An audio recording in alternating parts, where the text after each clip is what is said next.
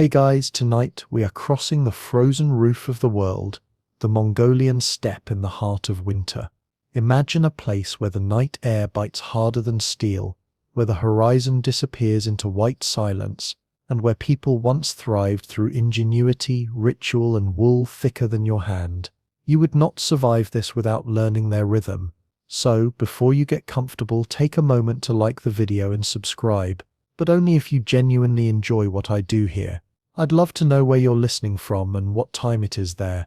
Now, dim the lights, maybe turn on a fan for that soft background hum, and let's ease into tonight's journey together. The dark over the Mongolian steppe is more a texture than a color, not black, but layers of blue, violet, and frost-white shimmer, where the snow reflects the moon.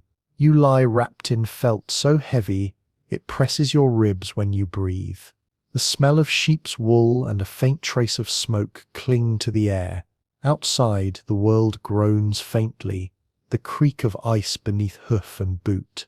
Inside, someone stirs the coals. The wind scratches against the round walls of the jair, trying to find a way in but failing for now. Your eyelashes are stiff with tiny beads of frost that melt only when you blink. The morning begins not with light, but with sound. You hear the soft cough of a yak calf, the shiver of the ropes that anchor the tent, and the dry whisper of your neighbor stamping the snow away from his boots. Mongol herders often rose before dawn, long before the sun poured its gold over the horizon, because animals needed tending even in -55 degrees. The first task was always the same: to wake the fire. The hearth sat at the center of the jair, a small iron stove fed with dung dried from summer. It was smoke-light, surprisingly fragrant once lit, and it gave just enough heat to thaw fingers without wasting fuel. You reach from beneath your blankets, fingers stiff, and find the pot from the night before, a mixture of water and milk frozen solid on its surface. A few chips of it drop into the kettle. The flame answers with a hiss. The air begins to move, soft convection carrying a hint of warmth that tastes like relief. You remember the rule every herder child learns before they can even ride. Never sleep without water close to the fire, because water becomes stone in the dark, and time becomes brittle with it. As the temperature creeps upward, a pale orange glow pushes through the felt door flap. The horizon is a low band of pearl and pink. The snow looks alive under the first light, every drift reshaping as if the earth breathes beneath it. The horses exhale steam that rises like smoke from invisible fires. You step outside and the cold strikes clean and immediate. Each breath burns, crystallizing in your nostrils. The air is so sharp you can hear your own heartbeat echo in your ears. Mongols called this sensation tsagan ser, the white sting, the moment when cold becomes awareness. You cross to the herd pen, boots crunching through ice-crusted snow. The animals huddle close, horses, camels, sheep, and goats in shared warmth, their breath mingling into a single cloud. Mongols survived these nights not by fighting the cold, but by folding themselves into its logic. Every movement efficient, every gesture planned before the air could steal strength from fingers. The ropes made from twisted horsehair stay flexible even in the deep freeze. That is no accident. Horsehair resists frost better than plant fiber.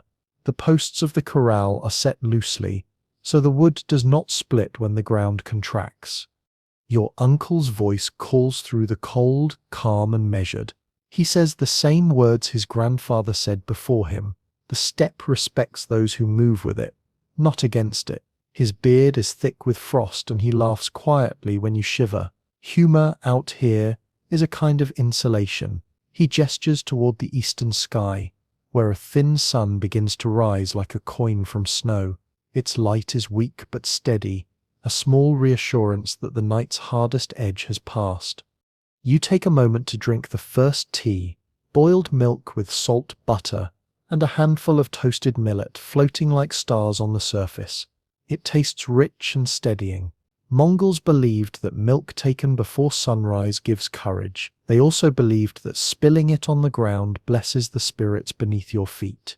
You let a few drops fall, watching them freeze instantly into tiny white pearls. The soundscape changes now. The low snorts of animals, the distant cracking of river ice, and the muffled laughter of a neighbor family shaking out their blankets. Every breath, every movement feels recorded by the air itself. You are part of something vast and practical, a civilization that learned through centuries of cold that survival is not conquest but choreography. As the day fully wakes, you tighten your sash, check the sky for shifting clouds, and feel the gentle tremor of hooves beginning to stir. The world smells faintly of milk, wool, and smoke. Not unpleasant, just honest. The sun, weak as it is, paints your shadow long across the snow. Soon the cold will soften enough to work, to fetch water from the river hole, to repair a rope, to shape the next moment of the day. But for now, standing between night and dawn, you simply breathe and let the cold remind you that being alive is an act of endurance and grace in equal measure. The Ger breathes with you. The felt walls sigh when the wind moves over them, expanding and settling like lungs. Inside, the air is always layered. Warmth near the hearth, chill at the floor, smoke resting in a quiet cloud beneath the roof ring. You sit cross-legged on a low stool carved from birch, fingers busy with rope and hide, the scent of wool and ash tangled in your hair. Mongol life begins and ends inside this round room, a design so perfect it has survived centuries almost unchanged. A Ger is never built, it is unfolded. Each piece remembers its place, because the people who live here must move often, following grass, chasing water, escaping storms. The lattice walls, called kana, fold like the ribs of a giant bird. Willow poles form the roof, all meeting in a round crown at the top, the tuno which is both chimney and eye to the heavens. The door always faces south, a small defiance against the northern wind. No compass is needed. You know direction by the feel of the air. You touch the felt that covers the frame, thick, coarse, smelling faintly of the sheep it once was.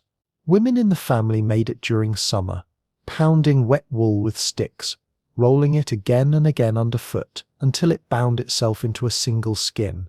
When it dried, it became a barrier stronger than cloth and gentler than wood. The white surface reflects sunlight in summer and holds heat in winter. You realize, without needing to think it aloud, that architecture here is less about shelter and more about rhythm. Take apart, rebuild, carry, survive.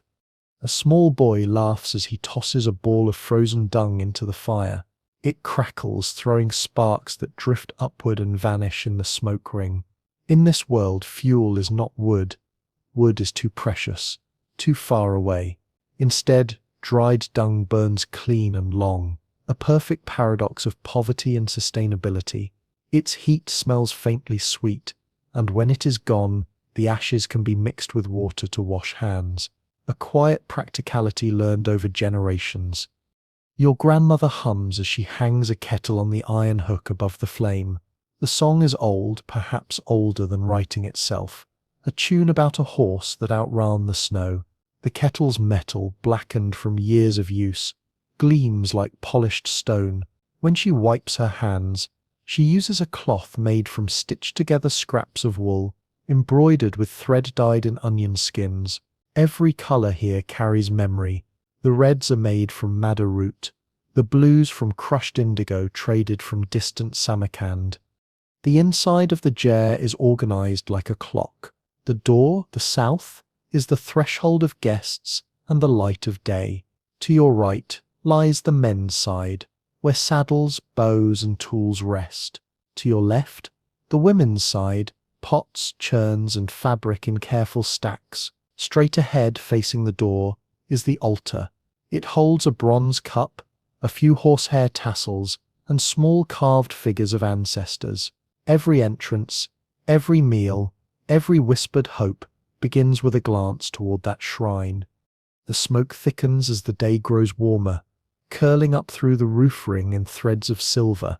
It smells like wool, tea, and the faintest memory of firewood brought once from the forest far to the north.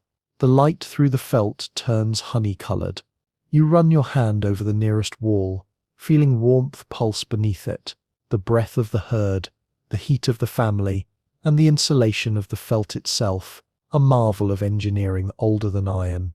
Mongols sometimes said that a good ger can fool the cold into thinking no one is inside. A visitor arrives, a neighbor wrapped in fox fur, his boots crusted with frost. He stoops low to enter, careful not to step on the threshold. It is bad luck to do so. The threshold is the spirit's resting place, the invisible line between chaos and home. He bows toward the altar, accepts a bowl of tea, and settles beside the fire. Conversation flows slowly at first, punctuated by the sounds of wind outside and kettle inside. Here words are deliberate, often wrapped in proverb. He remarks that your ger smells strong, meaning it feels alive. Later, as the visitor leaves, you help tighten the ropes around the walls. Each rope has a specific name, the belly rope, the crown rope, and each must be adjusted as the felt expands or shrinks with weather.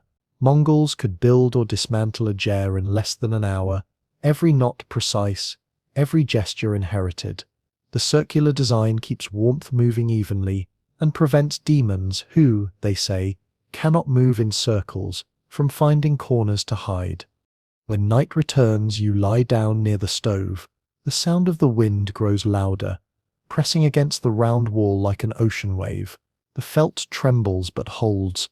Through the roof ring, the stars appear in small fragments, as if the sky itself has holes for breathing. The air smells of milk and ash. It hums faintly, a lullaby older than any language. The ger sways slightly in the wind, and for a moment you understand why it is round. It does not resist the world. It moves with it. You drift towards sleep, the warmth rising, the fire steady. The home is more than structure. It is memory held in fabric and smoke. Outside, the temperature drops again to -50, maybe lower, but inside, wrapped in wool and family, the cold becomes only a story told by the wind. The smell wakes you before the light does.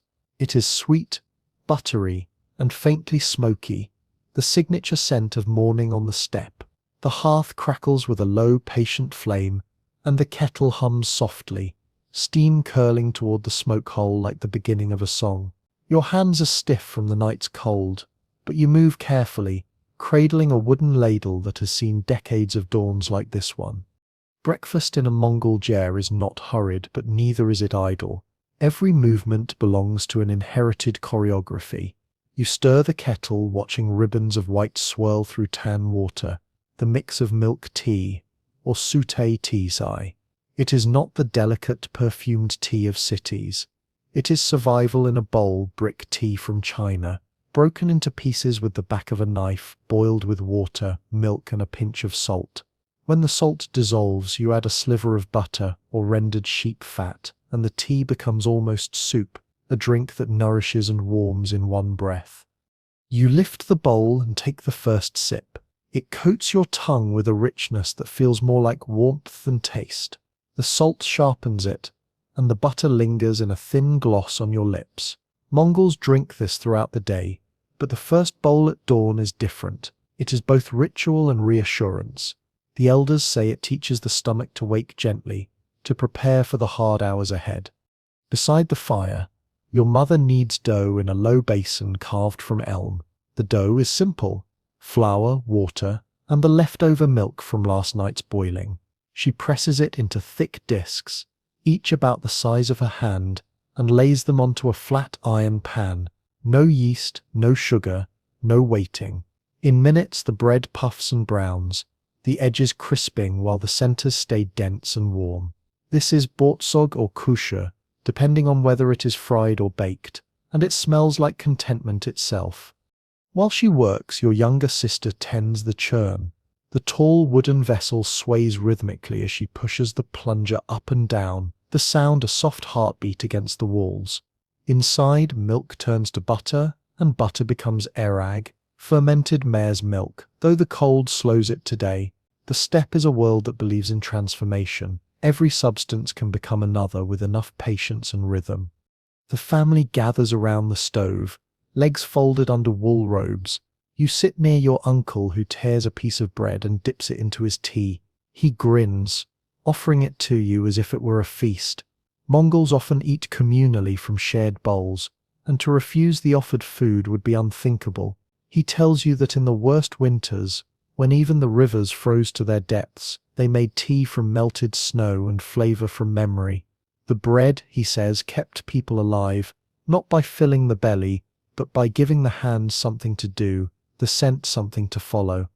The sound of eating is soft, the quiet chew of bread, the clink of ladles, the low sigh of satisfaction. You notice how the jar glows amber from the hearthlight, and how everyone leans slightly toward its center, as if the flame itself were the head of the family. In truth, it is. Fire is both spirit and tool. Children learn never to step over it, never to blow on it, never to drop water into it.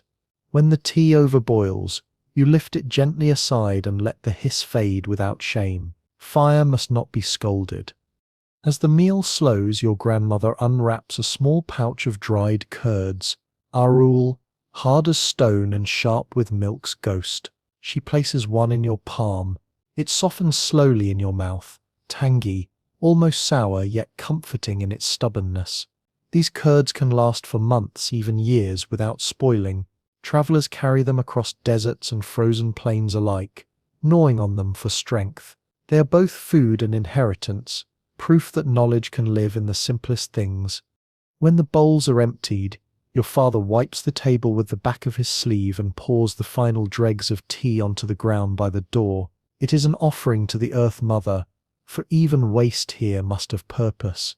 The scent of butter still lingers, mixing with the sharpness of smoke. You sit quietly, watching the steam fade and listen to the wind pulling at the felt outside. The sun is climbing, and soon it will be time to work. But for a moment the world is warm, and the inside of your chest feels as settled as the stove's glow. Through the open flap of the door, light enters, gold, blinding, alive. The cold air that slips in is clean enough to taste, and the sound of hooves rises in the distance. Breakfast is done, the day has begun. The bowl in your hands is still warm, and the world outside waits, sharp and white and vast. The air bites before you step outside. It nips the skin like small teeth, a reminder that here in winter cold is not a condition but a creature, one you must clothe yourself against as if preparing for an argument with the sky. Your garments wait in a neat stack near the doorway, each layer an act of strategy, each piece known to the hand before it meets the body. You begin with thin linen, not for warmth but for honesty. It keeps sweat from freezing against the skin. Over it goes a wool tunic, rough against the arms yet oddly comforting. Then the heart of your armor, the deal. It is long, reaching nearly to the ankle, made of sheepskin turned inside out, so the wool faces inward. The outer layer is dyed a deep indigo that the cold sun cannot bleach. The belt is broad and thick, wound twice around your waist, both ornament and insulation. Mongols believed that a tightly bound belly keeps courage from leaking out. You tie the sash and feel the weight of the fabric settle like calm resolve. Over the shoulders you drape a cloak lined with fox fur, the smell of wildness still faint in it. The hood is trimmed with wolf hair, a trophy and a talisman. The fur captures the moisture of your breath and keeps the frost from kissing your cheeks too harshly. You remember what your grandmother said. The wolf teaches you to face the wind by laughing through its teeth. The boots come next. Gutul, thick leather with upturned toes, soft at the soles so you can feel the stir of the ground beneath you. They are layered with felt inserts that can be swapped out when wet. Mongols never wore socks in deep winter. Instead, they wrapped feet in dried grass, a natural insulator that wicked away moisture better than any cloth. You stamp once, twice, and hear the crunch of frozen earth echo back in approval. The hands are last because they must stay nimble. You pull on mittens made from goat hide, lined with fur connected by a cord that runs through your sleeves, a child's invention that never lost its practicality. Your fingers flex within them, slow but strong. You pick up the small bone needle that hangs from your belt. Even warriors carry them, for thread can save a life as easily as a sword. You glance around the gyre. The women are already sewing, their laps full of wool and sinew thread. The rhythm of their stitching is steady, like hooves at a trot. Clothing here is a family's combined memory. What to make, how to cut, where to reinforce. The men prepare the hides, scraping them clean with curved knives and softening them with fermented mare's milk. The smell is sharp, but the result is supple leather that bends but never cracks, even under -50 cold. When you step outside, the wind meets you squarely. Its sound low and continuous, like a drum played somewhere far off. The first gust presses against your chest and shoulders, but your deal does not let it through. The overlapping folds create a barrier so clever that snow skims over without finding a home. Every line of the garment is curved, no angles to catch the gale, no gaps to betray the warmth beneath. Mongols learned this design from the landscape itself, where everything living is rounded and aerodynamic. The hills, the animals, even the clouds. A herd boy rides past, face nearly invisible behind layers of cloth. His deal is crimson, a color that startles the white world. At his side hangs a knife in a bone sheath, and around his waist a leather belt heavy with pouches. One pouch carries dried meat, another a lump of salt, another perhaps a lucky charm carved from antler. Mongols often tuck talismans into their clothing, small figures of horses, bits of flint, or knots of red thread to confuse evil spirits. Clothing was protection, both physical and spiritual. You adjust your scarf, wrapping it across your nose and mouth. The air that leaks through smells faintly of wool and your own breath, a miniature ecosystem of warmth. It fogs slightly, then vanishes. You can feel the fabric stiffen in the cold, the fibers locking together. The sound of the wind over felt becomes almost musical, a hiss that carries no malice, just persistence. By midday, frost pearls have gathered along your hood and cuffs. They glitter in the sun like jewelry. Mongols sometimes joked that if you stayed still long enough, the steppe would dress you itself. Ice beads, snow lace, a crown of breath. It is a kind of humor born from respect. The joke always goes both ways between person and landscape. As you ride out to check the herds, your deal shifts smoothly with every motion. The wide sleeves catch the light as you lift the reins. The fabric sighs rather than flaps, one more small triumph of design.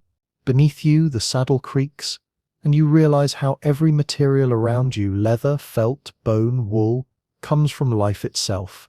Nothing is wasted because nothing can be. When you dismount hours later, snow dust clings to your boots and fur, but you are dry, your warmth intact.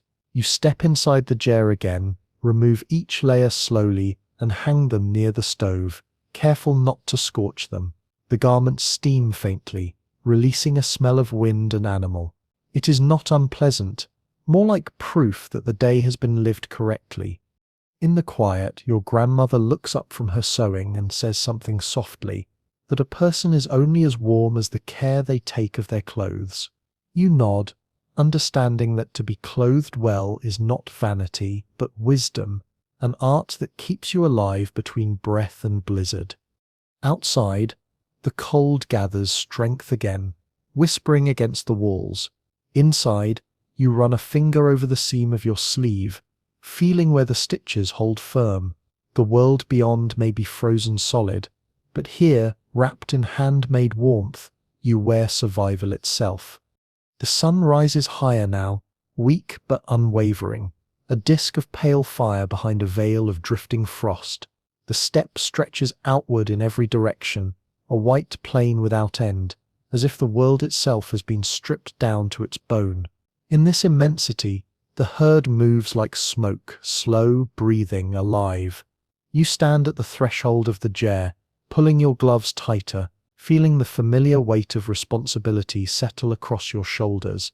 On the steppe, animals are not property, they are the continuation of one's own pulse. Your family keeps 5 kinds: the tavern hoshu mule horses, sheep, goats, cattle, and camels.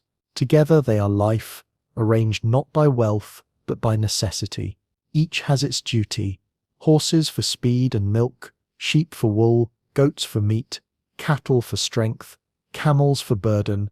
Mongols say that without at least 3 of the 5, a family cannot call itself complete. The land is too vast, and survival demands variety. You begin with the horses. Their breath clouds the air like smoke from hidden chimneys. Their coats have grown dense and shaggy through the winter, manes matted with frost. They stand close together for warmth, shifting restlessly but never wandering far. The mare nickers softly as you approach. You stroke her neck, feeling the solid rhythm beneath the fur, steady as your own heartbeat. Mongols learned early to read horses, as one might read weather from the tilt of the ears, the twitch of muscle, the rhythm of breath. A horse's mood foretells the day. You check the waterhole near the frozen stream. Ice has sealed it again overnight. Thick as a shield, with an iron pick you chip through it, each strike ringing like a bell across the emptiness. The sound echoes far enough that even the camels raise their heads to listen. The water beneath gleams black and alive, a reminder that movement hides beneath stillness. You fill a wooden bucket, carrying it slowly to the animals. They drink greedily, steam curling from their nostrils. Your father rides out ahead on a small, broad-chested pony, a Mongol horse, bred for endurance, not elegance. No taller than your shoulder, it can travel for days without rest. Its hooves are tough as stone, and it needs no stable. Snow is its pasture, cold its companion.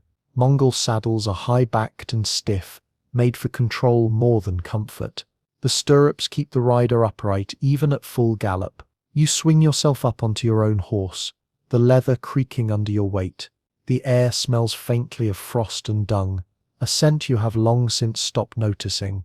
You ride in wide arcs, guiding the herd toward new grazing ground. Beneath the snow, grass still hides, short, dry, but potent with life.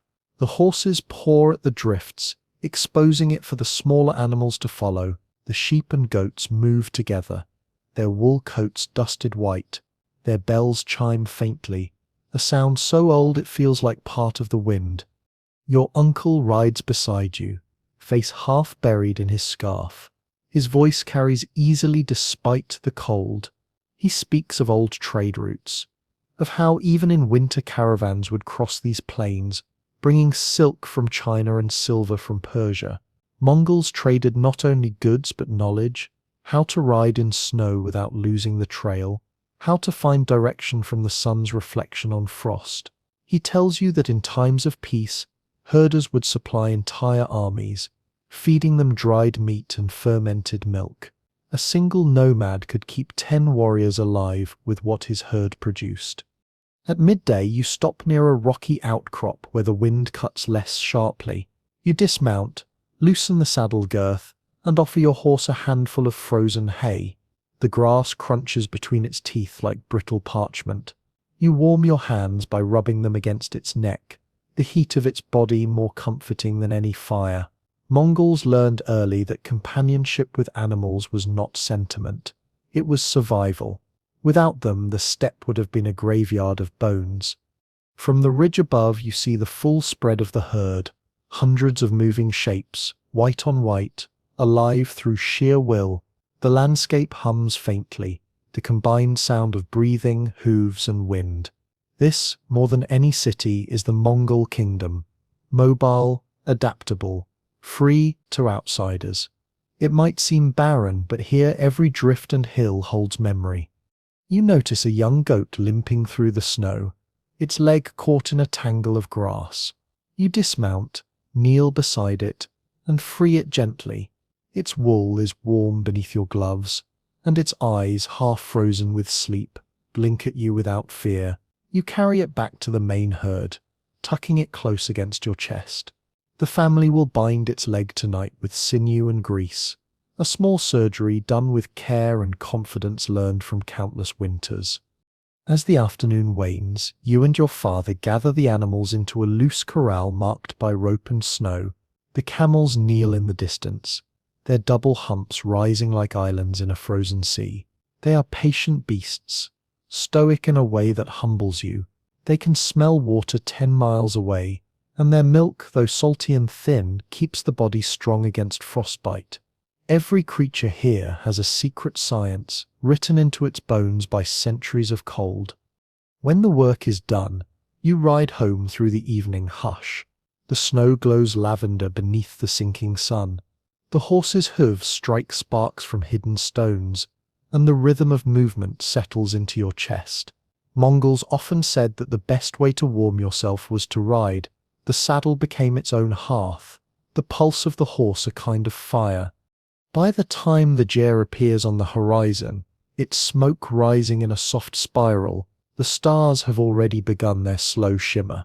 You dismount, patting your horse's neck in gratitude. It shakes its mane, sending a glitter of frost into the air. You lead it to the windbreak beside the others, whispering the old phrase of thanks. Sleep warm, little one. Tomorrow is a long road. Inside, the stove crackles and the smell of boiling milk returns to greet you. You sit near the door, boots steaming, face tingling from the wind. Outside, the herd settles for the night, the collective heartbeat of the steppe.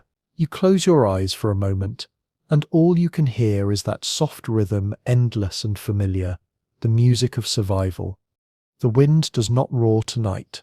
It hums, a low, endless vibration that trembles through the felt walls, through your chest, through the ground itself.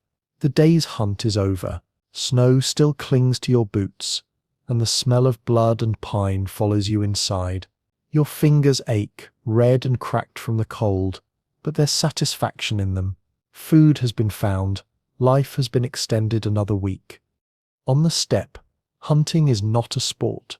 It is an understanding between human, land, and hunger. Earlier that morning, the men rode north toward a ridge where the snow gathers deep and marmots burrow under the crust. You rode with them, bow across your lap, quiver thumping softly against your deal. The horse's breath rose in slow clouds, their hooves muffled in powder. The world had no scent but cold, until the wind shifted and brought the musk of animal fur. You dismounted, crouching low. The marmots were still, tiny shapes against the drift. One arrow, short and feathered, loosed from a horn bow, found its mark cleanly. The others followed, moving with efficiency, not cruelty. Mongols take only what they need. The rest they leave for foxes and sky spirits. The carcasses were cleaned on the spot, the entrails burned to keep wolves away. The meat, sliced into long ribbons, would freeze solid in minutes. Nature's preservation without fire or salt. By the time you returned, your father had trapped a gazelle, a lean prize, its hide already stiff. He butchered it with a knife of polished bone, slicing thin strips for borts, the dried meat that feeds the family through winter. He hangs the ribbons from a wooden frame outside the gyre. The air itself becomes the curing agent, dry, cold, utterly sterile. In 2 days the meat will be hard as wood, yet one handful will feed a man for a day when rehydrated in broth.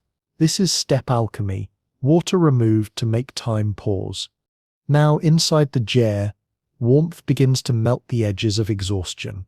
The hearth glows orange, fed with dung bricks and a few chips of pine brought from a trader months ago.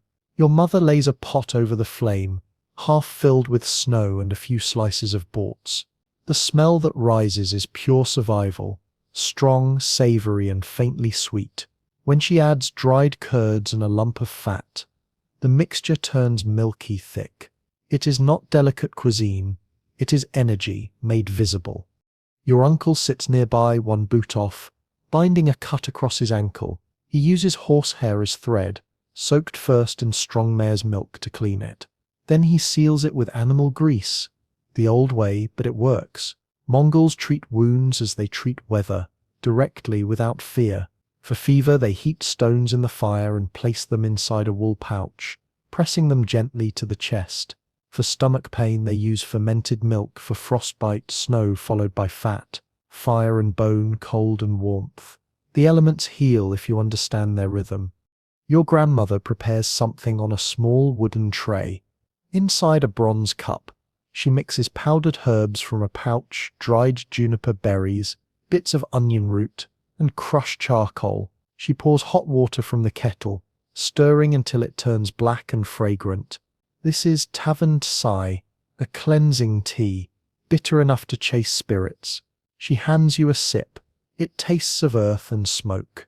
You grimace, and she smiles, toothless and triumphant. Bitter is the mother of strong, she says. Outside, the others tend to the drying racks. The night is so still, you can hear the crackle of freezing meat. The wind, instead of hindering, becomes an ally. Its dryness draws out the last moisture. Its bite keeps rot at bay. No flies, no decay, only the silence of preservation. Mongols learned long ago that the air could be a pantry if you knew how to listen to it. Later, when the meal is ready, the family gathers close. The broth bubbles quietly, a mirror of light in the dim jar. You ladle it into wooden bowls, pieces of borts now soft again, floating beside curls of dough. Each sip tastes of smoke and life, of something rescued from the teeth of winter. No seasoning but salt, trade salt, brought months ago from far to the south, a treasure in its own right. It glints like frost in the pot, each grain the price of a story told by caravan men. Your father speaks of trade as he always does after a successful hunt. Once a season, merchants cross the plains with their camels laden with tea bricks, flour, metal knives and dyes. The Mongols meet them with hides, felt and horses, sometimes barter, sometimes coin, sometimes gift. No one grows wheat here, no one digs deep roots. Everything that comes must walk or ride. Flour is rare enough that every crumb becomes a celebration. Tea, denser than gold, is broken carefully, boiled into milk, and shared even with strangers. When illness strikes, traders bring herbs from the south, safflower for fever, ginger for strength. Healers combine them with local wisdom, fat for wounds, milk for poison, smoke for grief. Some women carry tiny copper needles, heated and pressed along meridians on the skin, an ancient art that came from China generations ago. You felt it once, a sting, then warmth spreading like a secret inside your bones. As night deepens, you step outside, the stars blaze, and the air freezes your breath mid-laugh. You glance toward the drying rack, where the meat now hangs stiff and glittering. The moonlight makes each strip gleam silver, a quiet promise of meals yet to come. The hunt, the wound, the healing, all flow together into one long gesture of endurance. Back inside, the jar glows golden. Your mother ladles the last of the broth into bowls, humming under her breath. The song tells of a man who broke his bowstring and survived on dried meat for 40 days. You wonder how much of that is true, then decide it does not matter. Out here, truth and legend are brothers, both keep you alive. You sip slowly. The heat slides down your throat, loosening the ache in your chest. The walls sigh in the wind, the felt rustling softly like breath. Across the room, your uncle's bandaged ankle steams faintly where the grease melts against skin. He grins, raises his bowl and says, "The fire heals what the wind forgets." Everyone nods. That too feels like truth. The sound of the wind becomes softer, the smell of broth fades, and your eyes grow heavy. Survival is not a battle tonight. It is a conversation between cold and flame, hunger and plenty, bone and spirit. You rest, the taste of salted milk still on your lips, and let the night close around you like a blanket. The morning breaks without sound. The first thing you notice is the color. Not white, not grey, but the deepest kind of blue. The blue that Mongols call coke. Sacred, endless, eternal. The smoke from your stove rises into it like a thread stitched between earth and heaven. You stand in the doorway of the jar, wrapped in fur and steam, and feel something ancient move in the silence. On the steppe, belief is not confined to temples or scrolls. It is the shape of the world itself. Mongols live under the open dome of the eternal blue sky, or tenga, a presence as vast as breath, as patient as frost. The old people say that Tenga watches every living thing, horses, men, fire, rivers, and that each must give thanks to continue being. There is no single priest here, only gestures that align one's life with the wind. You begin the day's first offering. From a small wooden bowl, you pour a few drops of milk onto the ground outside the doorway. The milk freezes instantly, but the act itself is what matters. It is an exchange, nourishment for protection, gratitude for grace. Your grandmother murmurs softly behind you, her voice weaving through the smoke, to the sky above, to the earth below, to the hearts that walk between. Inside, the altar glows faintly in the light. It sits opposite the door, sacred ground even within the humble circle of the ger. On it rest a few precious things, a bronze cup, a strip of blue silk representing the sky, and a small carved figure of a horse, the spirit of motion and endurance. Around it hang strings of dyed wool, offerings from past seasons. The smoke from the stove curls upward through the roof ring, passing the altar on its way to the sky. Even the house participates in prayer. After breakfast, your father steps outside carrying a shallow bowl of airag, fermented mare's milk. He holds it toward the horizon, muttering words learned from his own father. The ritual is not complex, yet its meaning runs deep. Acknowledgement that life here is borrowed from the elements and must be renewed with each dawn.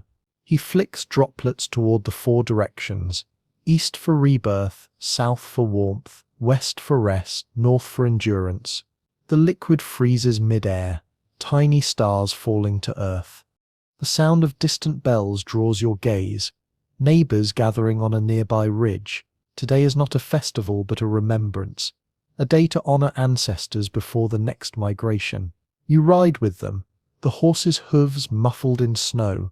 The air smells of juniper smoke long before you see its source.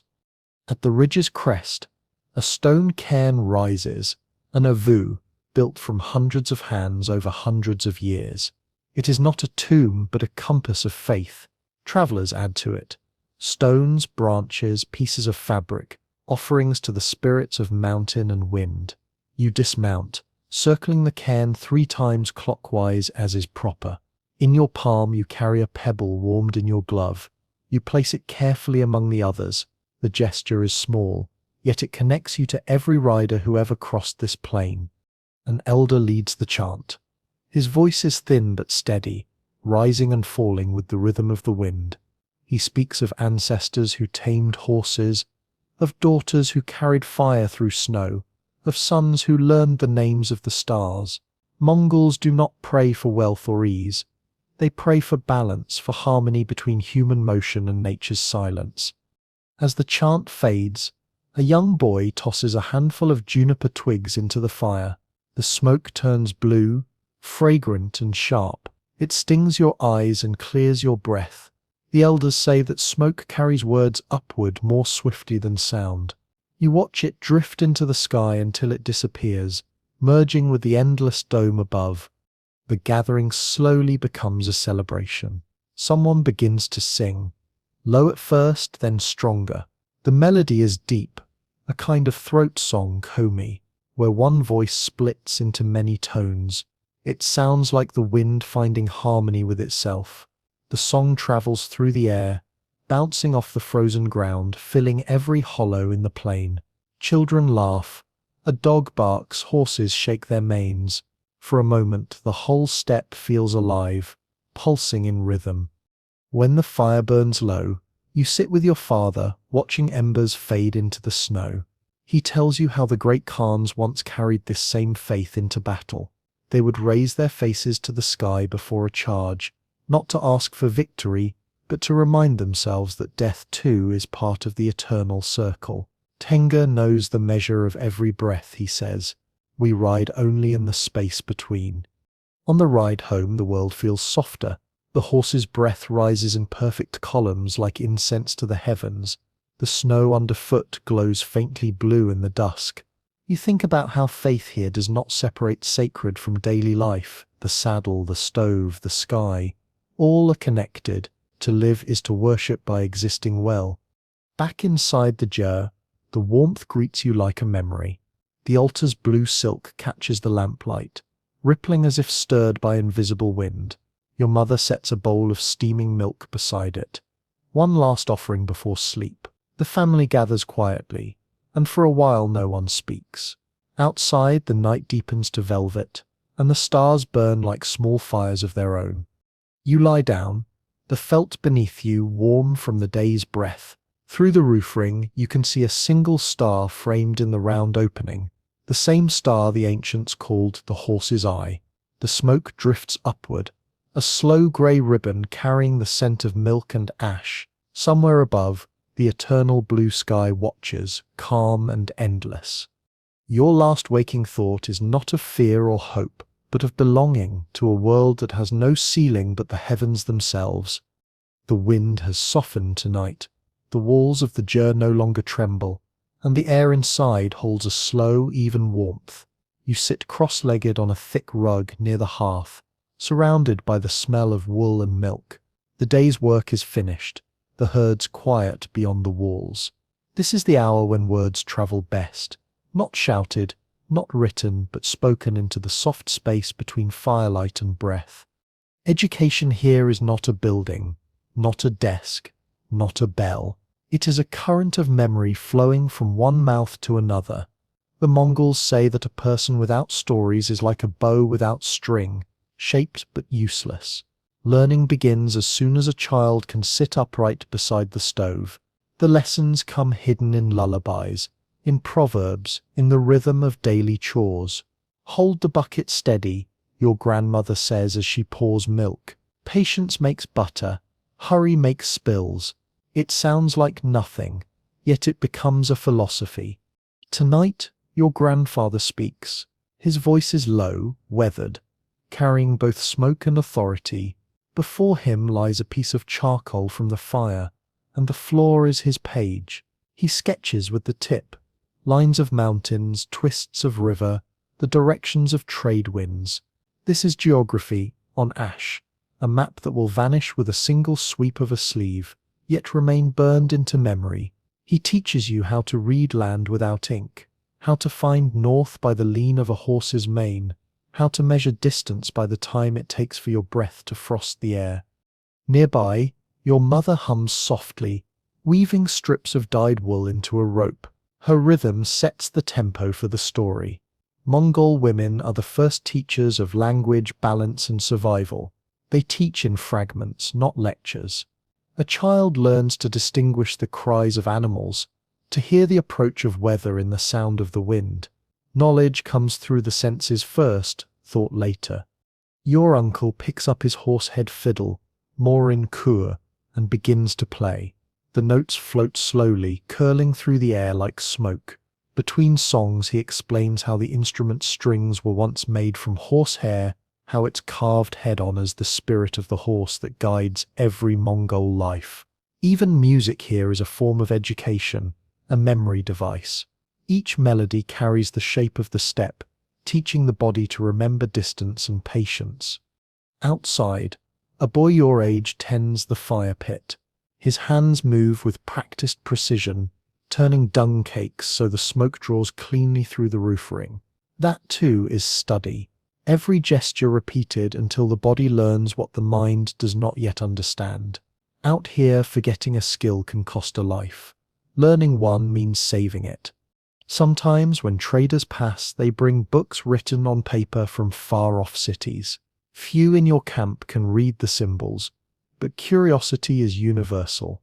One winter, a wandering monk stayed for a week and taught the children how to write their names in the new script of the Great Khan. Square letters borrowed from Uyghurs, strong as fences. You still remember the feel of the brush in your hand, the thrill of marking sound with shape.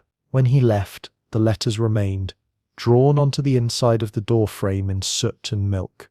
You trace them now, half faded but still proud. Your name, the beginning of permanence. Learning also hides in games. During daylight, children race horses across frozen ground, measuring courage as much as speed. They play shagai, tossing sheep ankle bones as dice, reading fortune in the way they fall. Each bone stands for an animal: horse, sheep, camel, goat, and the way they land tells whether luck will travel with you tomorrow. It is both entertainment and arithmetic, both superstition and strategy. Your grandmother shifts closer to the fire, her face golden in the glow. She begins to tell an old story, the tale of a herder who could speak to the stars. As she talks, she points upward through the smoke hole to Orion's belt, naming each light in the old tongue. When those three stand straight, spring is near. When they bend, storms are coming. You nod, committing it to memory. Astronomy here is storytelling. Navigation is poetry you can ride by. Later, she tests you gently. If the wind comes from the west, where will the snow lie tomorrow? You answer, in the eastern hollows. She nods, pleased. And if your horse's breath freezes on its mane, then ride home. The night will turn cruel. Lessons drift like embers, glowing, brief, unforgettable. There is humor, too. Your uncle tells a riddle. What runs faster than a horse but has no legs? You think a moment before answering, cold air. He laughs so loudly the dogs outside bark. Mongol riddles are half-wit, half-survival manual. Their laughter keeps the knowledge alive. By now the fire burns low, and the room has turned the color of honey. Your father closes the lesson with the story of the first migration, when the ancestors followed the stars and carried fire in horn cups so it would not die. Remember, he says, a man who forgets his route forgets himself. The others murmur agreement. The charcoal map fades under your grandfather's sleeve, but the shape of it remains behind your eyes. Tomorrow you will wake before dawn, and the world will test what you learned. The tilt of a shadow, the sound of snow beneath hoof, the patience of your own hands. For now you listen to the fading notes of the fiddle. The melody bends and softens, slipping into silence like breath through fur. The family begins to drift towards sleep, each wrapped in felt, each carrying a piece of the night's lesson. Outside, the sky burns with stars again, as if the heavens are watching to see who among you will remember their names. The jeddah darkens, the smoke thins. Knowledge settles over you like a blanket. Not heavy, just sure, warm as the fire's last glow. By the time the moon climbs over the steppe, the herds have quieted, and the night has softened. It is the end of a long week. The kind of week when the work holds steady and no danger visits. That, by itself, is cause for celebration. The air smells of snow, smoke, and the faint tang of fermented milk, a sign that something festive waits ahead. Tonight is a gathering night. The neighboring families are already on the move, their gers glowing in the distance like anchored stars. You can hear laughter long before they arrive, the kind of laughter that breaks frost. Guests never come empty-handed.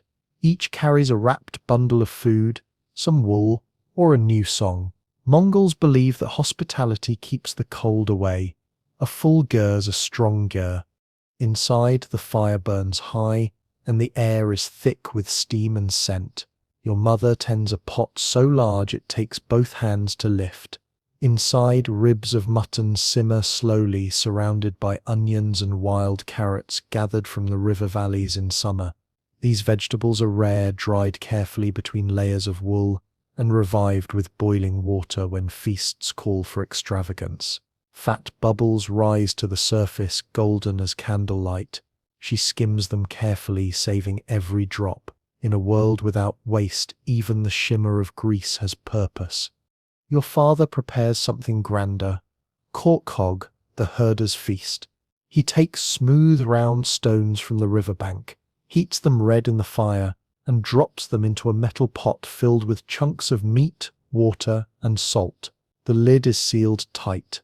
When the stones hiss, steam bursts upward, filling the jar with the scent of roasted lamb and smoke. The sound is startling, alive, a whispering thunder. When opened, the stones emerge blackened and shining, and every face glows in their reflected heat. Guests arrive, shaking snow from their cloaks, their cheeks flushed with cold and joy. They bow at the threshold, careful not to touch it, and offer bowls of arag, the fermented mare's milk that foams like pale silk. It tastes sharp, electric, sour enough to make the tongue spark. The first sip makes you blink. The second feels like courage. Someone jokes that arag is the only drink that makes men sing better and remember less. The elders laugh, which means the feast has begun. Plates of dried curds, aru, and fried dough appear next. Children chew them like sweets, their teeth clicking against the hardness. Then the main dishes, the boiled mutton, the korkog, are ladled into wooden bowls. Fat glistens on every surface. A good guest accepts the fattiest piece. To decline would insult the cook's fortune. The meat is rich, tender, its taste deepened by smoke and salt. Every mouthful carries the memory of snow-fed grass and the long patience of the herds. Between courses, the music begins. The morinkur rises first, its voice slow and mournful, then bright as dawn. The melody tells of horses running across frozen rivers, of lovers parting at the edge of a storm. The sound fills the jar until it seems the roof itself hums. Then come the singers, men and women together, alternating verses of Erting Du, the long song. Each note stretches far, rising, holding, trembling like the wind across the plain. No one rushes it. The song is an act of endurance, a proof of breath against the cold. You sit close to your cousin, who has just returned from a trading journey to the south. His hands smell faintly of strange spices, cumin perhaps, or dried apricots bought in exchange for wool. He tells you of towns so large the streets never end, of food cooked with oil that does not freeze, of water that sings beneath stone bridges. The others listen with reverent disbelief, then nod as if to say, good for them, but we have our sky. The feast continues deep into the night. Someone passes around a pouch of sweet tea, traded for horses a month ago. It tastes faintly of cinnamon, a rarity here too precious for everyday use. The flavor lingers on your tongue like a secret from another world. Outside, the cold thickens. When the door flap lifts, the stars peer in, bright and close enough to feel like guests themselves. The horizon glitters with frost. Between stories you step out for air. The night is alive with sound, laughter, the crack of ice underfoot, the distant song of another jar far away. The moonlight paints the snow with silver veins, and the sky looks enormous, like an upturned bowl of blue glass. You glance back at the camp. Smoke from a dozen hearths curls upward, carrying the scent of meat and juniper. The gurs form a loose circle, the pattern as old as migration itself. Here no one is isolated. Even nomads gather in the dark to remind each other that warmth is not measured in degrees but in presence. When you return inside, the last dish has begun to cool. The talk turns to fortune for the coming season. The elders toss sheep ankle bones shagai across the rug, reading the way they fall. Horse, sheep, camel, goat, each combination a symbol. A good fall means plentiful grass, safe berths, easy travel. You watch the bones tumble, clicking like dice, and think how the future here is read not in stars or ink, but in the echoes of bone and breath. Toward the end, everyone sings together, a song of thanks that wavers between chant and laughter. The children's voices trail the adults in loose harmony. You can feel the sound vibrate through the floor, through your chest, through the very air. The feast is more than food. It is proof of survival, a rehearsal for tomorrow's courage. When the guests finally depart, their laughter fades into the night. The embers dim, leaving only a red glow under the stove. The jar smells of fat, wool, and ash, the perfume of contentment. You stretch out on your blanket, the warmth of the meal still pulsing in your stomach. Outside, the stars are steady. For a long moment you listen to the quiet. No wind, no hooves, no song, just the soft rhythm of sleeping people and the memory of shared voices. The steppe itself seems to exhale. You close your eyes, feeling full not only of food but of belonging. The night presses gently against the walls, protective, familiar, infinite. The first sign is not the sun, but the sound. One morning, you wake to dripping, small, tentative notes of water striking the frozen earth outside the jar. The air feels lighter when you breathe, less like glass, more like promise. Somewhere beyond the horizon, winter is loosening its grip. You pull the felt door flap aside and look out. The sky, once a hard steel dome, now has color in it, a fragile wash of pale rose along the east. Snow still covers the plain, but it has changed texture. It no longer crunches, it sighs. The wind carries warmth from the south, faint but certain.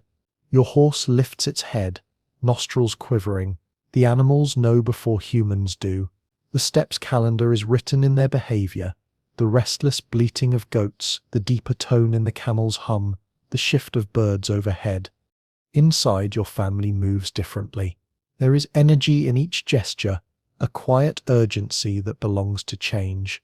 Your father sharpens his knife on a whetstone, the sound rhythmic and slow. Your mother begins sorting through the household's possessions, which ropes are frayed, which pots cracked, which saddles need new stitching. Migration season is coming. Soon the herds will be led eastward, following the faint green that creeps beneath melting snow. The jar becomes both home and preparation site. You help roll extra felt, brushing the dust from its surface. The smell of last year's summer rises from it. Sun, grass, the ghost of warmth. Each layer is inspected, repaired, retied with fresh rope. Everything must be ready for travel. A jar can be dismantled and packed in an hour, but readiness is an art learned over a lifetime. As the days lengthen, the world brightens. Water gathers in shallow pools, catching the light like broken mirrors. The horses paw eagerly at the thinning snow, finding the first shoots of grass, their coats shed in uneven patches, bits of winter falling away. The lambs are born in a flurry of bleats and steam, their bodies slick and trembling, their mothers' eyes soft with instinct. Mongols often say that when the lambs come, the cold begins to apologize. One afternoon you ride out with your father to check the distant herds. The air smells wet, metallic and sweet. The horizon shimmers, not mirage, but melt. You see rivers forming under the snow, flowing silent and sure toward the valleys. He stops at a ridge, scanning the plain. The land breathes again, he says. You can hear it too, faint gurgles beneath the crust, whispers of returning life. Spring migration begins as ceremony and necessity. Early one morning, smoke from every jar rises at once, a farewell to this patch of winter ground. The camels kneel for loading, their groans mingling with the shouts of men. Each animal knows its role. Camels carry the wooden frame of the jar, oxen pull the heavier bundles, horses scout ahead.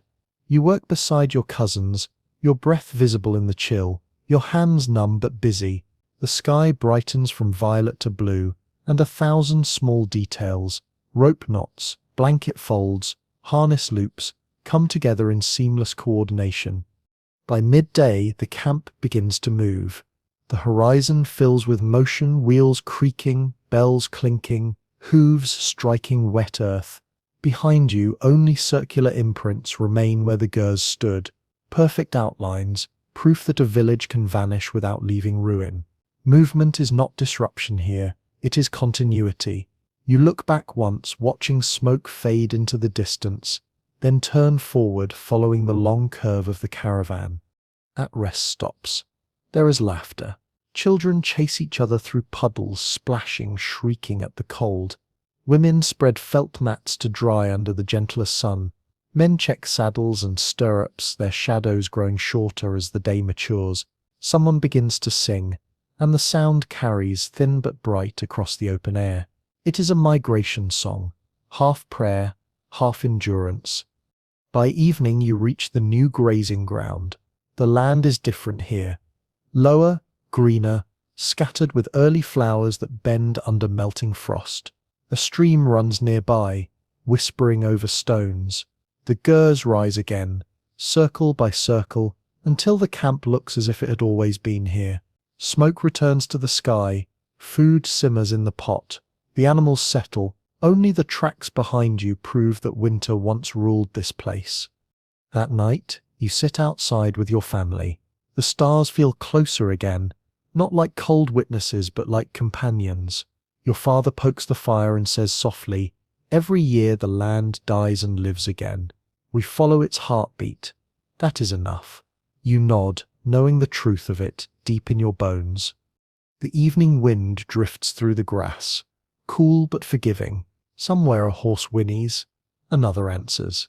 The sound echoes across the dark, a song older than language. The air carries the scent of thawing soil, wet felt and distant rain. As the fire fades, the sky deepens to a blue so wide it seems endless. You feel the earth shift beneath you, gentle and alive. The journey is not over, but neither is it uncertain. Tomorrow the herds will graze on new grass. The milk will flow, the curds will dry in the sun again. Life will resume its circle. You close your eyes. The warmth of the fire lingers against your skin. The wind's voice softens to a hum, a lullaby of wheels, hooves, and flowing rivers. The season has turned. The cold no longer rules. It only remembers. And as your breathing slows, the steppe exhales with you, steady, quiet, and infinite, like a candle going out.